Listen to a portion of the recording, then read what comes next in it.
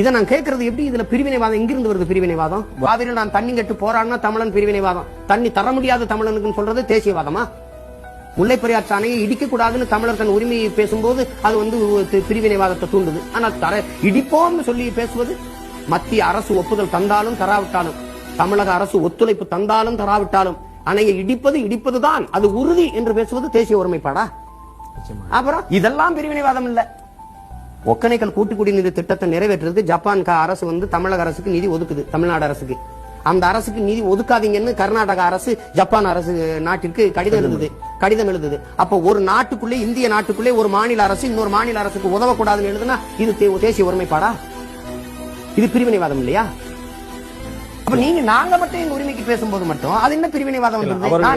என்ன கேக்குறாங்க, நீ இப்படி தனி தமிழ்நாடு கேட்பியா? தனி தமிழ்நாடு நான் கேட்பேன், நீங்க கொடுப்பியா? கொடுப்பியா? கேட்ட நாடு 60 வருஷமா எனக்கு தனியா போறதுக்கான அத்தனை காரணம், 1000 காரணம் இருக்கு. நான் அந்த நிலத்துல இலங்கையில ஒன்னா வாழ முடியாதுக்கு. நீங்க ஒருங்கிணைந்த நாடு, ஒரே இலங்கை. எவனாவது ஒருத்தன் தன் தாயை தன் கண் முன்னாடி கற்பழிச்சது பாத்துருக்கானா? தன் அக்காவை அம்மா அப்பாவுக்கு முன்னாடி கட்டி போட்டுட்டு மரத்துல கதற கற்பழிச்சு கொலை செஞ்சு பாத்துருக்கானா? ஒன்னாருன்னா எப்படி ஒன்னா இருக்கிறது?